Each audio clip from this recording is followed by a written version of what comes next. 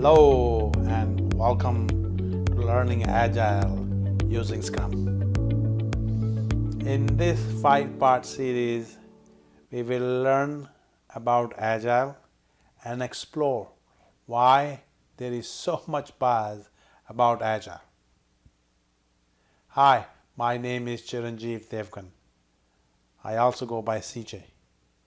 If you need to learn more about me, please visit my website at cjdevgan.com or check out my intro video. This series is designed to help all kinds of learners, from a student in a high school or a college to a seasoned professional. This series is broken into 5 sessions of 15 minutes each. As you can tell, that is not enough time to learn all the skills and intricacies of the project management profession. Therefore, I am also launching a 10-week project management program.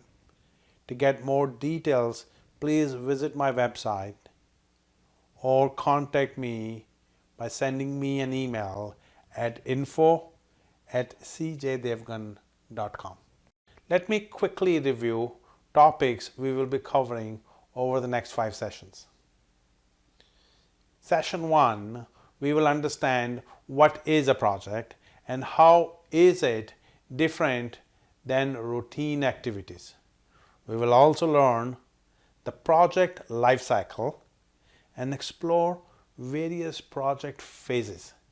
And we will end the session by understanding what methodologies are and why they are so important in project management.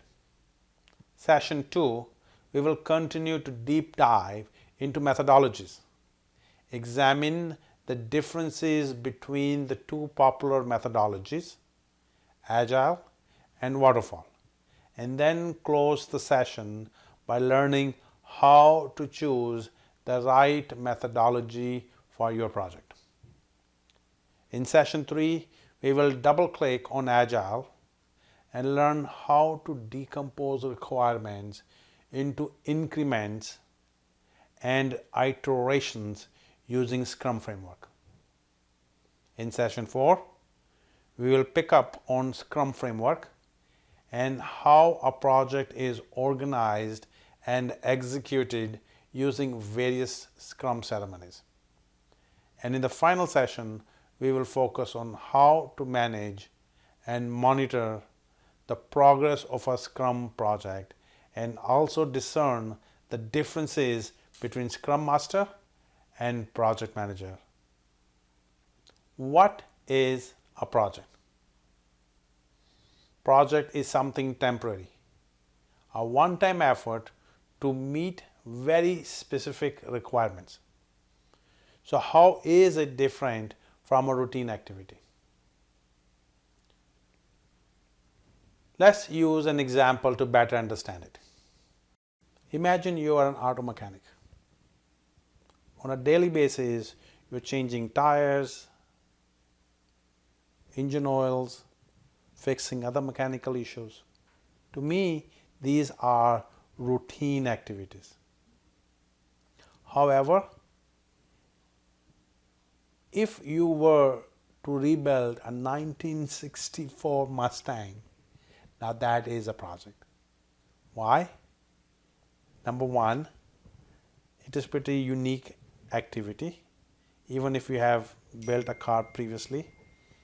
And 2, before you spend even a minute on actually building that car, you need to sit back and plan all the activities that you will be performing in the process of building that car. So, what is a project? And what are major characteristics of a project?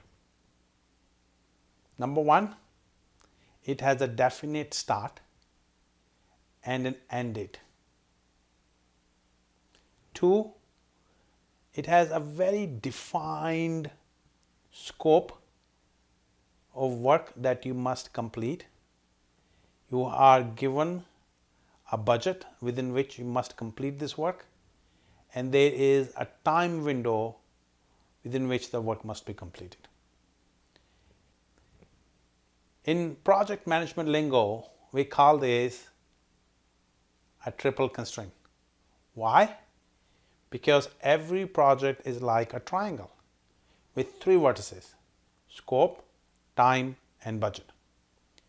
And at any point when one vertex shifts, at least one, if not both, must alter to maintain the equilibrium of the triangle. To better understand this, let's take another example. Let's assume you are building a dream home for yourself. Now that is a project. How would you approach it? Number one, you will sit down and capture critical requirements that this house must meet. For example, location, size of the house.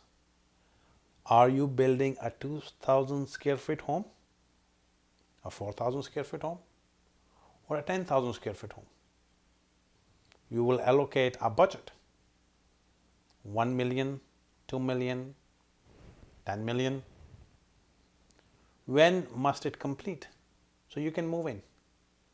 Now, if any of the requirements changes, number of bedrooms, square footage, location, it will also have an impact on your budget. Say if you originally planned for a 2,000 square feet home, but now you desire a 2,500 square feet home. This will impact your budget as well as the closing date of the house. Key takeaway to remember here is that the later in the project cycle you make a change, the more expensive that change is going to be. This brings us to our next topic, the project life cycle. So as we just discussed the construction of a dream home, we observed that there's a sequence of events that needs to take place. And those sequence of events are called project phases, right?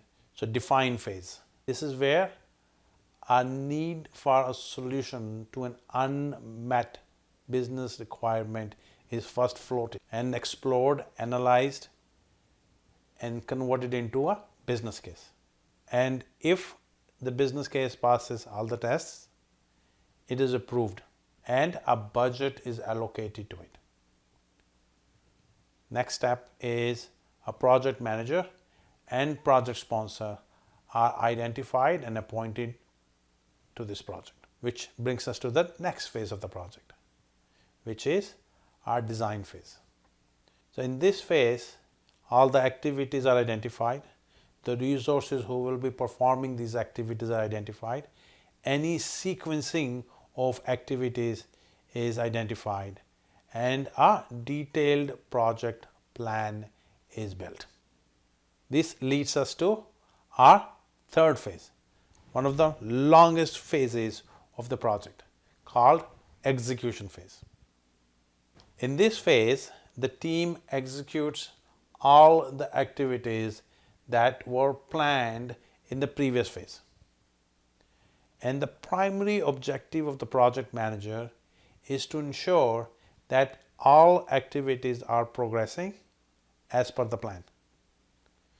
So what we also called monitor and control. And the last phase is closure. Once the planned outcomes are achieved, it is time to ensure that number one, there is a team in place to support the product. Number two, document lessons learned. We must hold retrospective sessions with all the key players on the team to ensure we capture what went well and areas we need to improve for the next project. And number three, last but not the least, release all the resources. This brings us to our last topic, methodologies. So what is a methodology? It is a set of processes and methods to guide us to complete a type of activity.